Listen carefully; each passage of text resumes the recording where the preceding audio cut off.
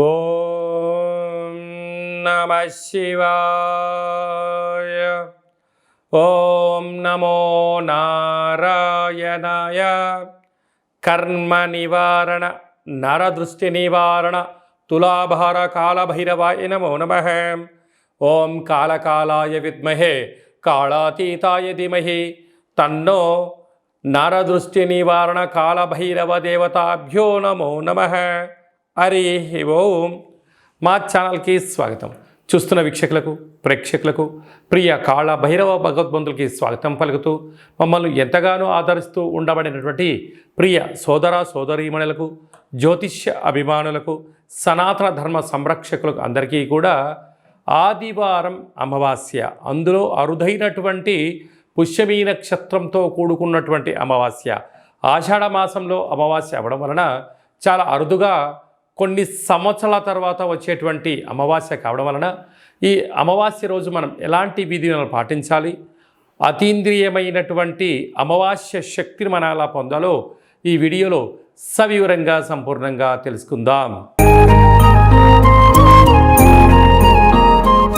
కన్యరాశి వారు ఆదివారం అమావాస్య పుష్యమీ నక్షత్ర రవిపుషార్క సందర్భంగా 6వ స్థానంలో శని సంచార స్థితి ఉండడం వలన రుణ సమస్యలు, రోగ సమస్యలు, శత్రు సమస్యలు, దీర్ఘకాలికమైన వ్యాధులు వచ్చేటువంటి అవకాశాలు ఉన్నాయి.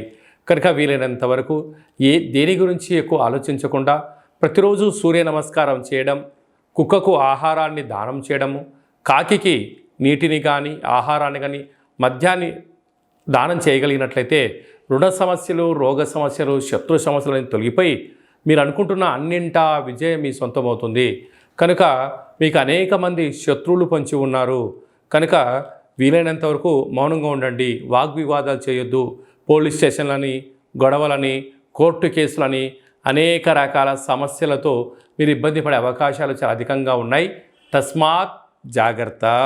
ఆదివారం అమావాస్య పుష్యమీ నక్షత్రంతో కూడుకున్న అమావాస్య అవడం వల్ల కాళభైరవ స్వామి యొక్క పూజ చాలా విశేషాన్ని, ఐశ్వర్యాన్ని ఇస్తుంది. కాలం మనకు అనుకూలంగా ఉండగలగాలి. ఒకరు చెప్తుంటారు, నా కర్మ ఇంతే, నేనేమీ చేయలేకపోతున్నాను, కాలం నాకు అనుకూలంగా లేదు, నేనేం చేసినా కలిసి రావట్లేదు అని బాగా బాధపడుతుంటారు.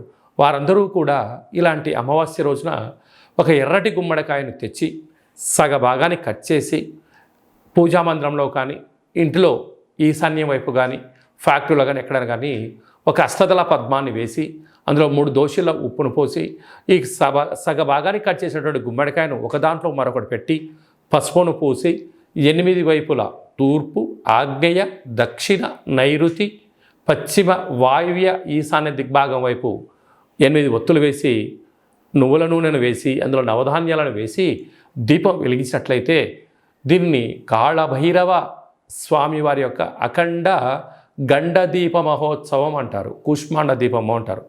అలా వెలిగించిన తర్వాత మరుసటి రోజు వీటిని తీసుకుని వెళ్ళి ప్రవహించే నీటిలో వేయడం వలన ఇంట్లో ఉండబడినటువంటి నరదృష్టి, తంత్ర ప్రభావాలు, తాంత్రిక ప్రభావాలు తొలగిపోయి మనం అనుకుంటున్న అద్భుతమైన విజయం మన సొంతమవుతుందని చెప్పి గమనించాలి. ఈ ఆదివారం అమావాస్య రోజున కాళభైరవ స్వామి స్మరణ, ధ్యానము, జపము, తర్పణము, దానము, కుక్కకు ఆహారం వండి పెట్టడం, పక్షిరాజా వారికి అనగా కాకికి ఆహారాన్ని పెట్టడం, మద్యాన్ని పొయ్యడం వలన సకల మృత్యు అపమృత్యు దోషాలు తొలగిపోతాయని చెప్పి గమనించాలి.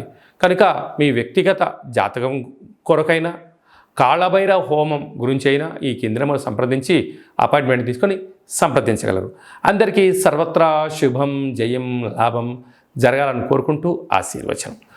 ఓం కాళకాలాయ విద్మహే కాళాతీతాయ ధీమహి తన్నో శ్రీ నరదృష్టి నివారణ కర్మ నివారణ కాళభైరవ దేవతాభ్యో నమో నమః. సర్వే జనా సుఖినో భవంతు, లోకా సమస్తా సుఖినో భవంతు. సర్వం కాళభైరవ దేవతార్పణమస్తు. హరి ఓం.